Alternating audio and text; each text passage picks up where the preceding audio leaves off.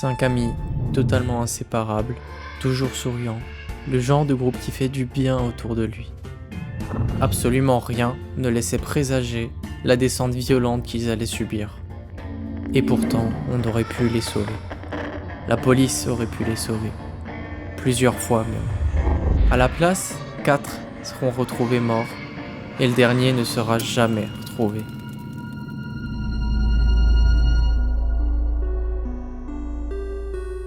Le 24 février 1978, il quitte Yuba City pour une soirée banale, un match de basket universitaire à Chico.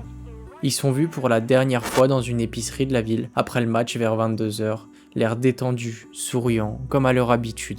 Ils achètent des snacks et des boissons, puis ils repartent. Ils avaient un match capital le lendemain matin, un match très important pour eux, attendu depuis des semaines et qui n'aurait raté pour rien au monde. Ils ne reviendront jamais. 3 jours passent, la neige tombe sans s'arrêter, personne ne sait où ils sont, pas d'infos. Jusqu'au 28 février. La Mercury Montego de Jack Madruga est retrouvée en plein milieu d'une forêt, dans un chemin quasi impraticable, 100 km à l'opposé de leur destination.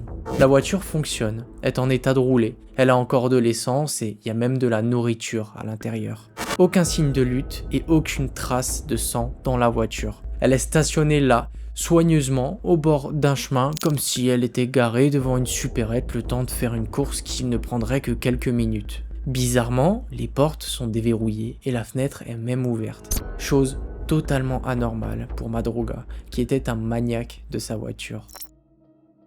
Jack Madruga, surnommé Doc, était l'homme fiable du groupe. Ancien combattant du Vietnam, c'était lui qui conduisait toujours. Il traitait sa voiture avec le plus grand soin possible. Alors pourquoi elle a été abandonnée là, sur une route enneigée, au milieu de nulle part? Porte déverrouillée, fenêtre ouverte. Avec lui se trouvait Ted Wyer, 32 ans, un homme au gabarit imposant, mais à la gentillesse presque enfantine, un géant au cœur tendre.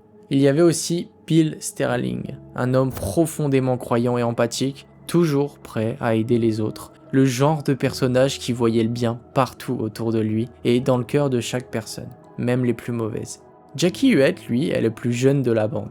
Il est asthmatique, discret, assez fragile, mais jamais mis de côté. Dans un groupe comme celui-là, Jackie n'était jamais seul. C'était comme le petit frère. Et pour finir, Gary Matthias, la pierre angulaire de ces événements. Lui aussi est un ancien militaire, diagnostiqué schizophrène, mais stabilisé et inséré dans la société. Gary était assez différent et c'est précisément pour ça que son absence dérange encore aujourd'hui. C'est le seul des 5 à ne jamais avoir été retrouvé.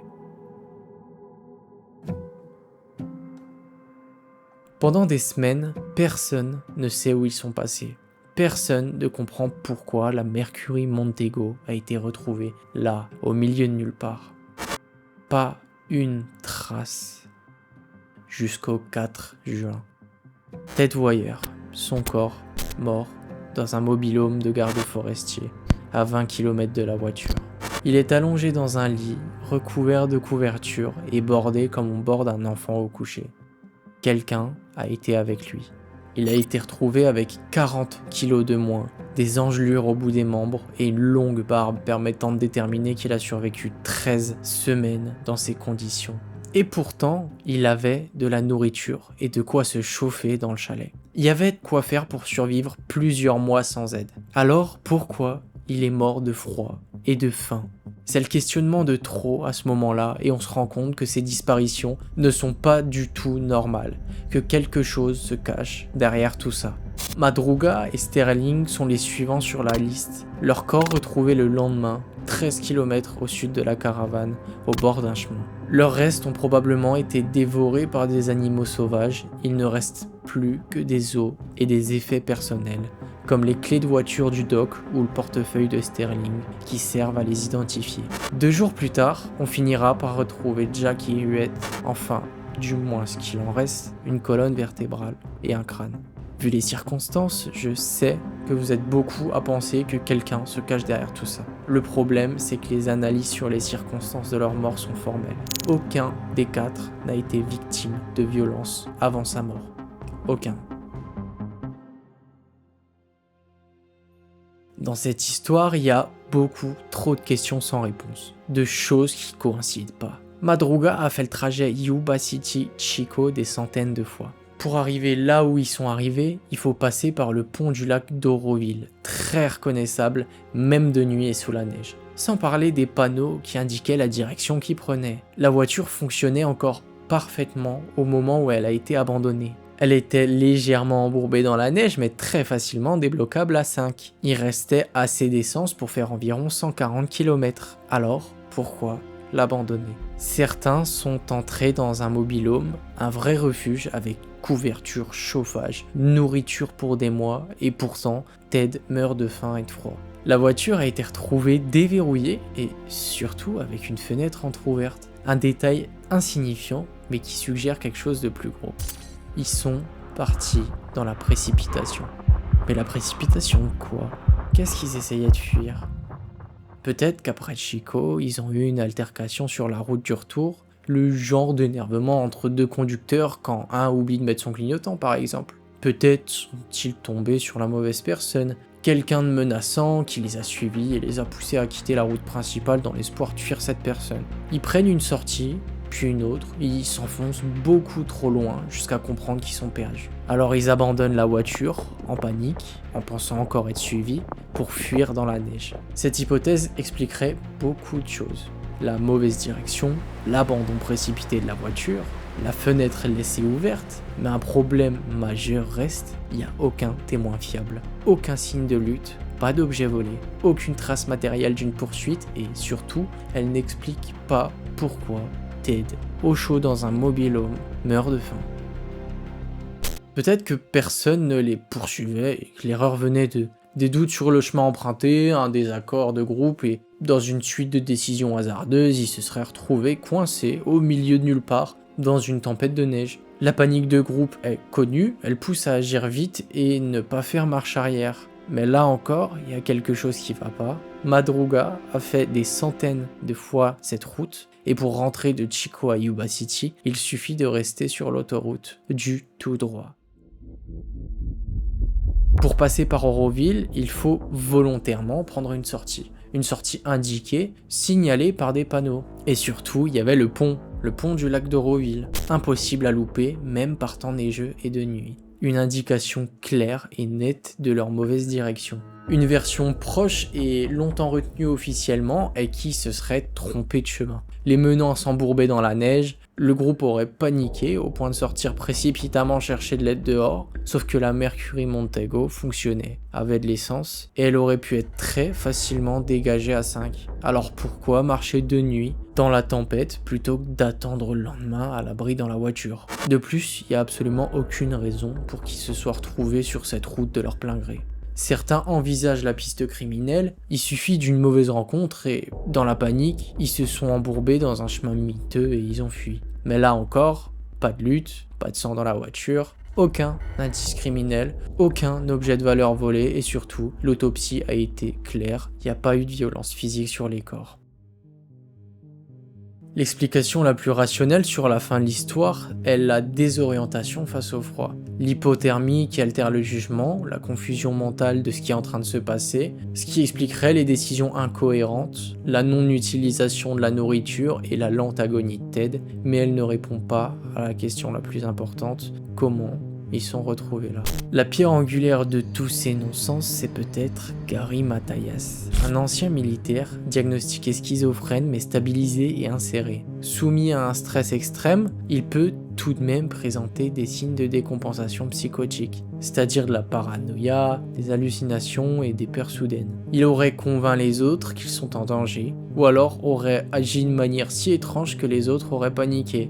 Cette hypothèse, elle expliquerait les décisions irrationnelles du chemin pris et l'abandon soudain de la voiture. Mais cette hypothèse reste tout de même vide de sens. Gary prenait ses médicaments, il était stable depuis des années et surtout, ça n'explique en rien ce qui s'est passé après l'abandon de la Mercury. Mais la vérité se situe peut-être entre toutes ces théories. Le mauvais itinéraire serait dû à Matayas ou sous la contrainte d'une menace extérieure. Une possible mésentente entre une voiture et les garçons qui aurait mené un individu X à suivre la voiture pour en découdre et poussant le groupe sous pression à emprunter un chemin qui n'était pas le leur, dans le but de semer cet homme. Il se serait engagé trop loin, finissant par s'embourber, provoquant une panique générale qui leur fera quitter la voiture. Madruga, Sterling et Huet se seraient perdus, menant à une mort par hypothermie.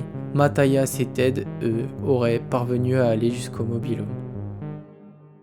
Tout porte à croire que Matthias était avec Ted. Les chaussures de Gary sont retrouvées au pied du lit et un ouvre-boîte militaire a été utilisé pour ouvrir certaines conserves. Peut-être que Gary est reparti chercher les autres, peut-être qu'il s'est perdu à son tour, laissant Ted à son sort. Ou peut-être qu'il a survécu assez longtemps pour retrouver ses amis morts, ce qui pourrait avoir déclenché une crise psychotique, le poussant à s'enfuir en abandonnant Ted. C'est vrai qu'il s'est tiré par les cheveux, mais ça tient la route. Ça expliquerait pourquoi beaucoup de témoins auraient aperçu Matthias par la suite. La seule question qui reste encore aujourd'hui, c'est pourquoi un groupe si soudé se serait séparé dans la forêt en pleine nuit et pendant une tempête de neige. Ça, on le saura jamais. Pas par manque de preuves, mais parce que personne n'a jamais vraiment cherché.